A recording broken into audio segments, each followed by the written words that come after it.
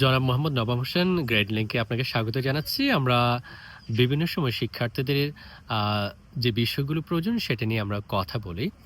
যুক্তরাজ্যে যারা পড়াশোনা করতে আসতে চায়, আসার পরে তাদের কি কাজ এমার্জেন্সি করা উচিত সে বিষয় নিয়ে আপনার সাথে কথা বলব। কোন বিষয়গুলো ১ম এ এসে ওইদিন শর্ট টার্ম করা উচিত শিক্ষার্থীদের? আচ্ছা।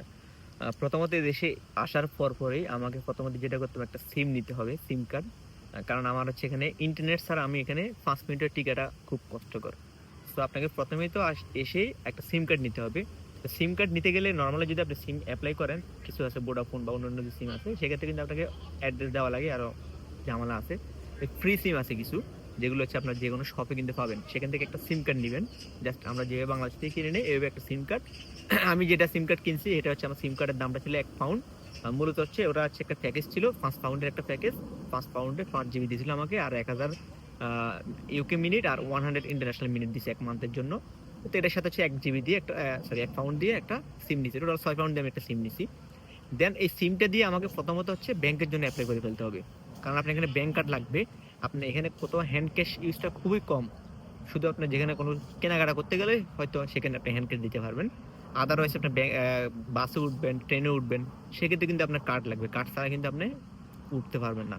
সো আপনাকে সিম কার্ডটা নিয়ে সিম কার্ডের মাধ্যমে প্রথমত হচ্ছে একটা ব্যাংক কার্ড করতে হবে, ব্যাংকে এপ্লাই করতে হবে। সেক্ষেত্রে আমরা যারা আসি, প্রথমে আমরা একটা মঞ্জু একটা ব্যাংক আছে, সেটা ব্যাংক কার্ডটা আমরা ইজিলি করি। কারণ এখানে তারা ওই সিম নাম্বার দিয়ে এপ্লাই করলে পরের দিনই তারা হচ্ছে কার্ডটা আপনাকে আপনার অ্যাড্রেসে পৌঁছে দিবে।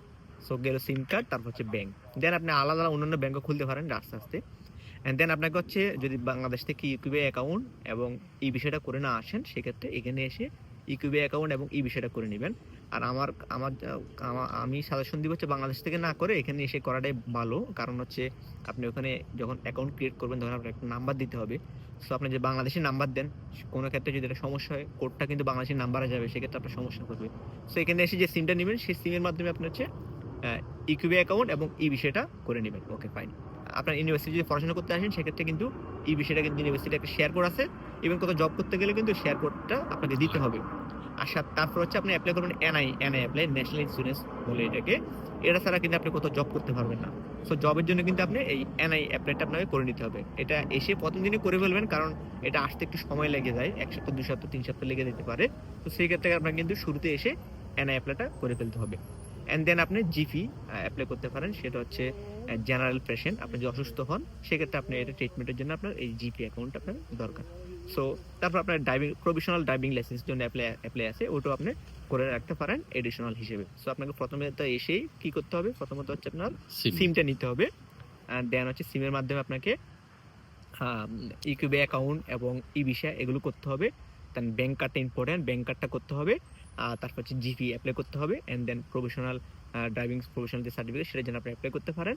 আপনার ব্যাংক কার্ডটা ইম্পর্টেন্ট কেন? কারণ আপনি বাসে উঠবেন বা ট্রেনে যাবেন, সেক্ষেত্রে আপনার কিন্তু ওই বাস বা ট্রেনে কিন্তু কার্ডটা লাগবে। অ্যান্ড দেন আপনি স্টুডেন্ট হলে পরবর্তীতে ট্রাভেল ভিজিটর কার্ড কার্ড বা ট্রাভেল কার্ড যেগুলো আছে, সেগুলো করে নিলে আপনি ৩০% হচ্ছে আপনি এখানে ছাড় পাবেন। ছাড় পাবেন। সো এগুলো হচ্ছে আমাদের প্রাইমারি লেভেলের যে জিনিসগুলো, সেগুলো এখানে এসে করা উচিত। দেন আস্তে আস্তে বাকি জিনিসগুলো আস্তে আস্তে করলে হয়ে যাবে, সমস্যা নেই। মোহাম্মদ নবাব হোসেনের কথা অনুযায়ী আমরা যেটা বুঝলাম যে প্রথমে অবশ্যই মোবাইল নাম্বার সিমটা নিয়ে নিতে হবে, দেন আপনি ব্যাংক অ্যাকাউন্ট করতে হবে, ইউকিউবে অ্যাকাউন্ট করতে হবে, আপনার অ্যানা নাম্বারটা নিতে হবে, ইভিসাটা করতে হবে, খুব অতি স্বল্প সময়ের মধ্যে ফাইনালি প্রফেশনাল কার্ডটা করতে হবে। এই বিষয়গুলো করে ফেললে আপনার জন্য আসলে খুব বেশি স্মুথ হবে, যে প্রথম দিকে না হলে আপনাকে অনেক বেশি সমস্যার সম্মুখীন হতে হবে। ধন্যবাদ নবাব হোসেন আমাদের শিক্ষার্থীদের উদ্দেশ্যে আপনার মূল্যবান পরামর্শের জন্য। ধন্যবাদ।